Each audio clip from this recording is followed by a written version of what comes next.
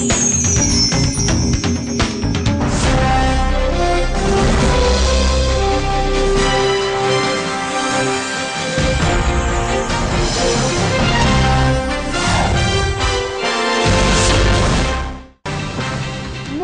செய்திகள். டெல்லி குண்டுவெடிப்புக்கு காரணம் யார்? காஷ்மீரை சேர்ந்த 3 பேர் கைது.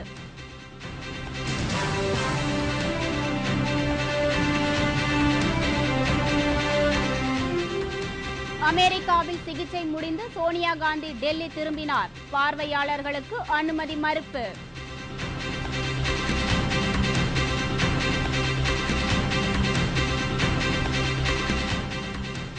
ஏழை பணக்காரர் என்ற பாகுபாடின்றி கொண்டாடப்படும் ஓணம் பண்டிகை. கேப்டன் விஜயகாந்த் வாழ்த்து.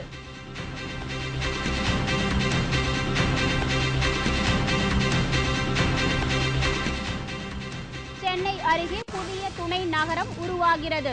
சட்டசபையில் முதல்வர் ஜெயலலிதா அறிவிப்பு.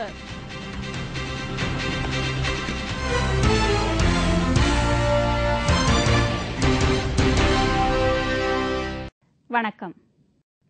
விரிவான செய்திகள். டெல்லி உயர்நீதிமன்றம் அருகே நடந்த பயங்கர குண்டுவெடிப்பு சம்பவம் தொடர்பாக 3 பேர் கைது செய்யப்பட்டுள்ளனர். டெல்லி உயர்நீதிமன்ற வளாகம் 5வது நுழைவு வாயில் அருகே நேற்று காலை சுமார் 10 மணி அளவில் சூட்கேஸ் வெடிகுண்டு ஒன்று வெடித்தது. இந்த தாக்குதலில் பலியானவர்கள் எண்ணிக்கை 12ஆக உயர்ந்துள்ளது. படுகாயமடைந்த 50க்கும் மேற்பட்டோர் டெல்லி அரசு மருத்துவமனையில் தீவிர சிகிச்சை பெற்று வருகின்றனர். சம்பவ இடத்திற்கு வந்த தேசிய பாதுகாப்பு படையினர் மற்றும் புலனாய்வு துறையினர் தடயங்களை சேகரித்து ஆய்வுக்கு அனுப்பினர். இந்நிலையில் குண்டுவெடிப்பில் தொடர்புடைய 2 தீவிரவாதிகளின் படத்தை டெல்லி போலீசார் வெளியிட்டுள்ளனர். அதில் சுமார் 20 மற்றும் 50 ஆகிய வயதுடைய 2 நபர்களின் மாதிரி படங்கள் இடம்பெற்றுள்ளன. குண்டு வெடித்த இடத்தில் இருந்து சில ஒயர்களையும் RDX வெடிமருந்துகள் சிலவற்றையும் டெல்லி போலீசார் கைப்பற்றியுள்ளனர். இதனிடையே இந்த குண்டுவெடிப்பு சம்பவத்திற்கு பாகிஸ்தானை சேர்ந்த ஹர்கத் உல் ஜிஹாதி என்ற பயங்கரவாத அமைப்பு பொறுப்பேற்றுள்ளது. இந்த அமைப்பு இந்தியாவின் ஜம்மு காஷ்மீர் மாநிலத்தில் இருந்து இமெயில் வாயிலாக தகவல் வெளியிட்டிருந்தது விசாரணையில் தெரியவந்துள்ளது. ஜம்மு காஷ்மீர் மாநிலம் கிறிஸ்துவார் என்ற நகரத்தில் இருந்து இந்த இமெயில் வந்துள்ளது. இந்த மெயிலின் இன்டர்நெட் புரோட்டோகால் முகவரியினை தேசிய புலனாய்வு ஏஜென்சியினர் கண்டுபிடித்துள்ளனர். சிறிய சூட்கேஸில் குண்டு வைக்கப்பட்டதாக தெரியவந்தாலும் நீதிமன்ற வளாகத்தில் கண்காணிப்பு கேமரா பொருத்தப்படாமல் இருந்ததால் விசாரணை நடத்துவதற்கு சிக்கல் ஏற்பட்டுள்ளது. இதனிடையே இந்த குண்டுவெடிப்பு சம்பவம் தொடர்பாக காஷ்மீர் மாநில கிறிஸ்துவாரில் 3 பேர் கைது செய்யப்பட்டுள்ளனர். அவர்களிடம் புலனாய்வு துறையினர் தீவிர விசாரணை மேற்கொண்டு வருகின்றனர். டெல்லி குண்டுவெடிப்பு சம்பவத்தை தொடர்ந்து சென்னை உயர்நீதிமன்ற வளாகம் முழுவதும் பாதுகாப்பு அதிகரிக்கப்பட்டுள்ளது. உயர்நீதிமன்றத்தின் 5 வாயில்களிலும் ஏராளமான போலீசார் குவிக்கப்பட்டுள்ளனர். உடல் நலக்குறைவு காரணமாக அமெரிக்க மருத்துவமனையில் அனுமதிக்கப்பட்டு அறுவை சிகிச்சை செய்து கொண்ட காங்கிரஸ் தலைவர் சோனியா காந்தி இன்று அதிகாலை டெல்லி திரும்பினார். காங்கிரஸ் தலைவர் சோனியா காந்திக்கு உடல்நலக்குறைவு ஏற்பட்டதால் கடந்த மாதம் அமெரிக்கா சென்றார். அங்கு அவரை பரிசோதித்ததில் கர்ப்பப்பையில் கட்டியிருப்பது கண்டறியப்பட்டது. இதையடுத்து நியூயார்க் நகரில் உள்ள புற்றுநோய் சிகிச்சை மையத்தில் அவர் அறுவை சிகிச்சை செய்து கொண்டார்.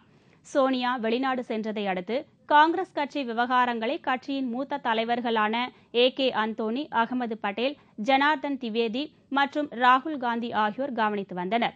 அறுவை சிகிச்சை செய்து கொண்ட சோனியாவுக்கு அங்கேயே மருத்துவ சிகிச்சை அளிக்கப்பட்டு வந்தது. அவருக்கு உடல்நிலையில் முன்னேற்றம் ஏற்பட்டதை அடுத்து 2 தினங்களுக்கு முன் தொலைபேசி மூலம் காங்கிரஸ் தலைவர்களுடன் தொடர்பு கொண்டு பேசினார். இதையடுத்து சோனியா காந்தி இன்னும் ஓரிரு நாளில் இந்தியா திரும்புவார் என காங்கிரஸ் வட்டாரங்கள் தெரிவித்திருந்தன.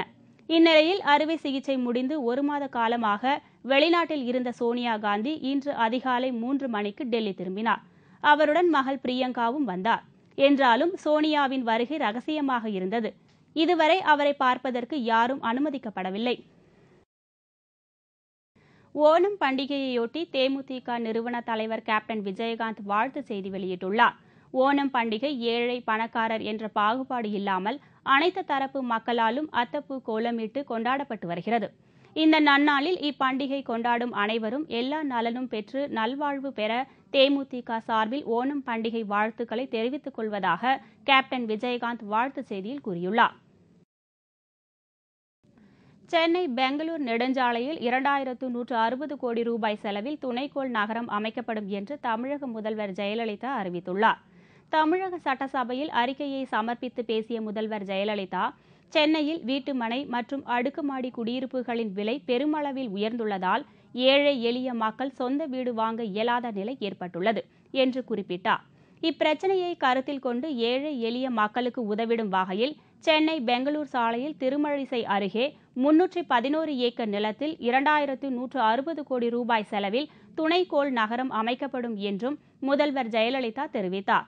செம்பரம்பாக்கம், கந்தாம்பாக்கம் போன்ற கிராமங்களை உள்ளடக்கிய இந்த திருமழிசை துணைக்கோள் நகரத்தில் 12,000 அடுக்குமாடி குடியிருப்புகள் கட்டப்பட்டு ஏழை எளிய மக்களுக்கு குறைந்த விலையில் வழங்கப்படும் என்றும் முதல்வர் கூறினார். மேலும் சென்னை அசோக் பில்லர் அருகே 100 கோடி ரூபாய் செலவில் 554 அடுக்குமாடி குடியிருப்பு மற்றும் கோயம்பேடு அருகில் வணிக வளாகம் மற்றும் 120 குடியிருப்புகள் கட்டப்படும் என்றும் முதல்வர் ஜெயலலிதா தெரிவித்தார். முன்னதாக சட்டப்பேரவை இன்று கூடியதும் டெல்லி உயர்நீதிமன்ற வளாகம் அருகே நிகழ்ந்த குண்டுவெடிப்பிற்கு கண்டனம் தெரிவிக்கப்பட்டது. இதைத் தொடர்ந்து குண்டுவெடிப்பு சம்பவத்தில் உயிரிழந்தவர்களுக்கு பேரவையில் ஆழ்ந்த இரங்கல் தெரிவிக்கப்பட்டது. உறுப்பினர்கள் அனைவரும் எழுந்து நின்று அஞ்சலி செலுத்தினார்கள். அண்ணா ஹசாரேயின் ஆதரவாளர்களுக்கு எதிராக கொடுத்திருந்த உரிமை மீறல் நோட்டீஸை காங்கிரஸ் எம்பிக்கள் வாபஸ் பெற்றுள்ளனர். ஜன லோக்பால் மசோதாவை வலியுறுத்தி டெல்லி ராம்லீலா மைதானத்தில் அண்ணா ஹசாரே சமீபத்தில் உண்ணாவிரதம் இருந்தார்.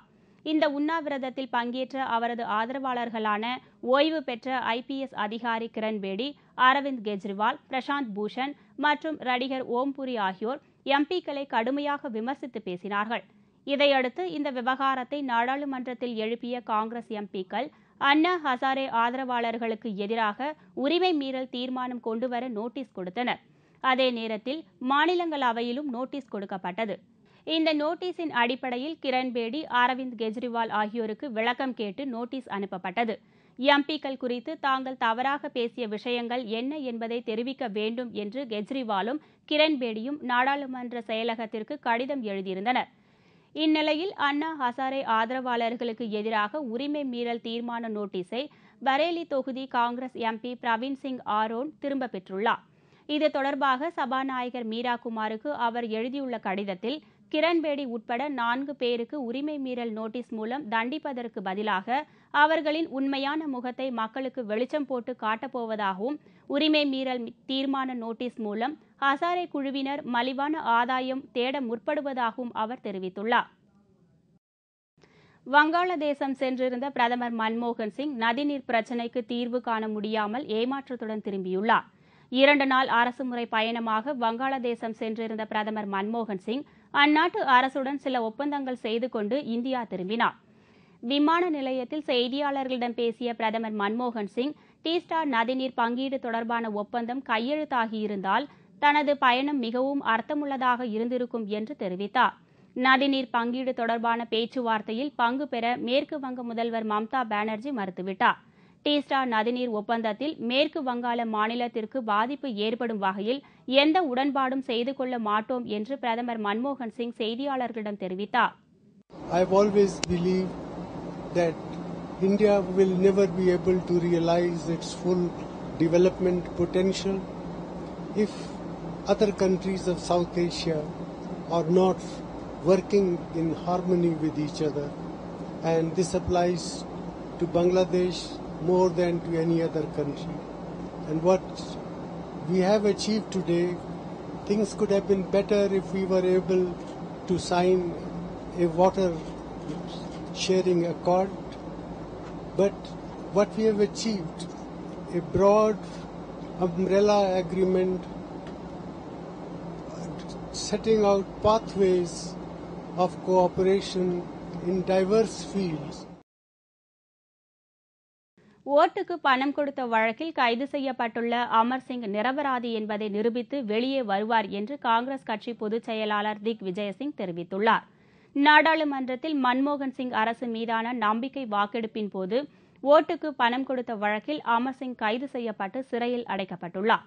இதுபற்றி போபால் நகரில் செய்தியாளர்களிடம் பேசிய காங்கிரஸ் கட்சியின் பொதுச் செயலாளர் திக் விஜயசிங், டெல்லி போலீசார் அமர் சிங் மீது ஊழல் வழக்கில் கைது செய்து சிறையில் அடைத்துள்ளனர் என்றும், அவர் குற்றச்சாட்டுகளை எதிர்கொண்டு நிரபராதியாக வெளியே வருவார் என்று தனக்கு மிகுந்த நம்பிக்கை உள்ளது என்றும் தெரிவித்தார். मुझे बेहद दुख है इस बात का कि अमर सिंह जी के साथ ऐसा हुआ है मुझे पूरा विश्वास है कि अमर सिंह जी निर्दोष साबित होंगे। உள்ளாட்சி தேர்தலில் போட்டியிட தேமுதிகவினர் பேரார்வம் காட்டி வருகின்றனர். இதனால் தேமுதிக தலைமை கழகம் விழாக்கோலம் பூண்டு களை கட்டியுள்ளது. உள்ளாட்சி தேர்தலில் தேமுதிக சார்பில் போட்டியிட விரும்புவோருக்கு விருப்ப மனு வழங்கும் நிகழ்ச்சியை கடந்த 4ஆம் தேதி நிறுவன தலைவர் கேப்டன் விஜயகாந்த் துவக்கி வைத்தார்.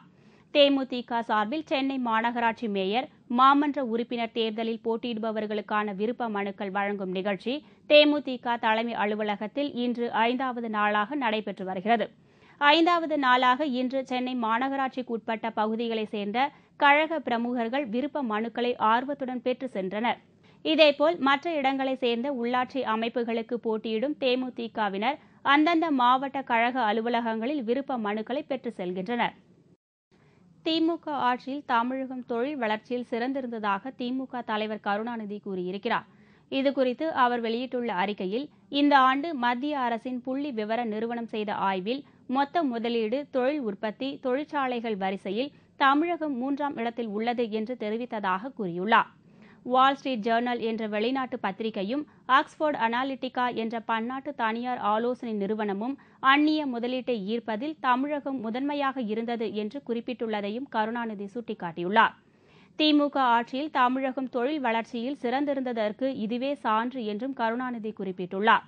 மேலும் கடந்த 3 மாதங்களில் புதிய சொத்து எதுவும் வாங்கவில்லை என்று சட்டசபையில் அறிவித்துள்ள ஜெயலலிதா, முதலாக முதல்வரானதற்கு பின் சேர்த்த சொத்துக்கள் குறித்து ஜெயலலிதாவின் வழக்கு பெங்களூரு நீதிமன்றத்தில் நடந்து வருவதை நினைவு கூர்ந்துள்ளார். சட்டசபையில் உறுப்பினராக இல்லாத அழகிரி கனிமொழி பற்றி சட்டசபையில் பேசுவது அவை மரபல்ல என்றும் அவர் கண்டனம் தெரிவித்துள்ளார். பிரதமர் மன்மோகன் சிங் பங்களாதேசத்துடன் செய்து கொண்ட ஒப்பந்தத்துக்கு கண்டனம் தெரிவித்து அசாமில் பாஜகவினர் தீப்பந்த பேரணி நடத்தினார்கள். பிரதமர் மன்மோகன் சிங் நல்லெண்ண சுற்றுப்பயணமாக பங்களாதேஷ் சென்று பல ஒப்பந்தங்களில் கையெழுத்திட்டிருந்தார். அதில் ஒரு ஒப்பந்தம் 600 ஏக்கர் நிலத்தை பங்களாதேஷ் நாட்டிற்கு தானமாக வழங்குவதாகவும், இந்த நிலம் அசாம் மாநிலத்தின் துப்ரி மற்றும் ஹைலா கண்டி மாவட்டத்தில் அமைந்துள்ளது. ஒப்பந்தப்படி தாரை வார்க்கப்படக்கூடாது என்று கூறி அசாம் மாநிலத்தில் ஆயிரக்கணக்கான பாரதிய ஜனதா கட்சியினர் தீப்பந்தம் ஏந்தி வந்து ஆர்ப்பாட்டம் செய்தனர்.